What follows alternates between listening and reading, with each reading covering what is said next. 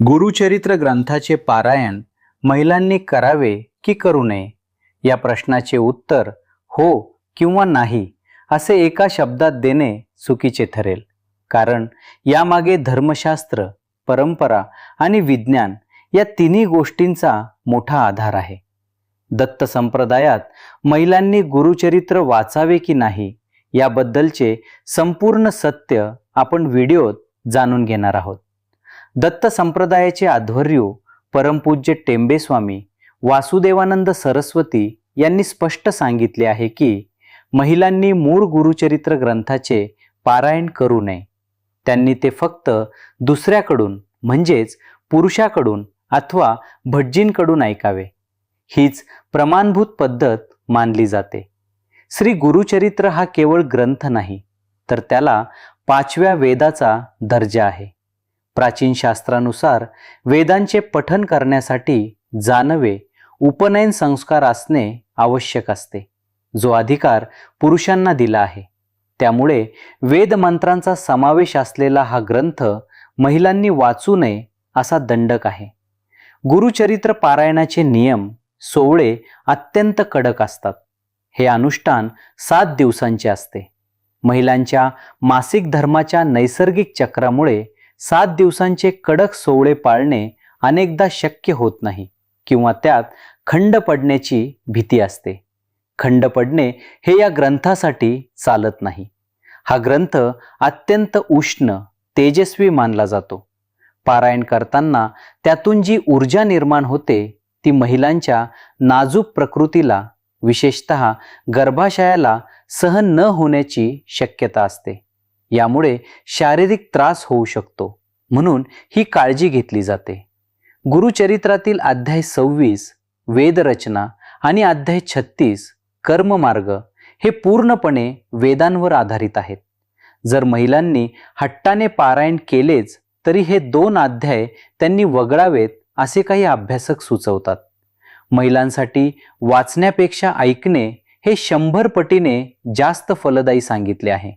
जर तुमच्या पतीने किंवा वडिलांनी पारायण केले आणि तुम्ही बाजूला बसून ते एकाग्रतेने ऐकले तर तुम्हाला वाचणाऱ्या इतकेच किंवा त्याहून जास्त पुण्य मिळते. ज्या महिलांना वाचायचीच इच्छा आहे त्यांच्यासाठी स्वामी दत्तावधूत विरचित संक्षिप्त गुरुचरित्र हा 7 अध्यायी लहान व प्रभावी ग्रंथ उपलब्ध आहे. यात मूळ ग्रंथाचा पूर्ण सारांश आहे. महिला हे रोज वाचू शकतात. त्याला कडक नियमांची गरज नाही. शास्त्रानुसार ज्या महिलांची मासिक पाळी नैसर्गिकरित्या बंद झाली आहे अशा 50 वर्षांवरील माता भगिनी हा ग्रंथ वाचू शकतात, कारण त्या आता शुद्धतेच्या नियमात बसू शकतात. ज्या मुलींचे वय 12 वर्षांच्या आत आहे, म्हणजेच वयात येण्यापूर्वी त्या मुली निष्पाप आणि पवित्र मानल्या जातात, त्या गुरुचरित्राचे काही अध्याय वाचू शकतात. गरोदर महिलांनी हा ग्रंथ अजिबात वाचू नये, कारण ग्रंथाची उष्णता बाळाला त्रास देऊ शकते. पण त्यांनी हा ग्रंथ ऐकणे खूप चांगले असते. यामुळे होणारे बाळ सुसंस्कृत आणि तेजस्वी जन्माला येते. जर तुम्हाला पारायण करायचेच असेल तर श्रीपाद श्रीवल्लभ चरितामृत हा ग्रंथ निवडा. हा ग्रंथ तितकाच पॉवरफुल आहे, पण तो महिलांसाठी खुला आहे.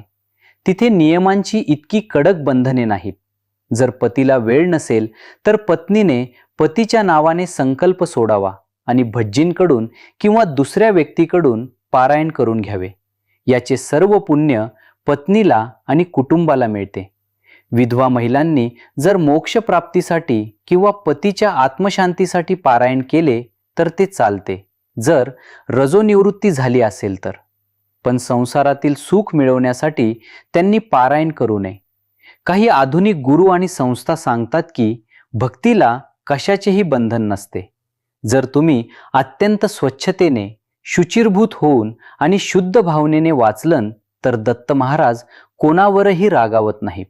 पण हा ज्याचा त्याचा वैयक्तिक निर्णय आहे. अनेक महिलांना भीती वाटते की मी चुकून वाचले तर कोप होईल का?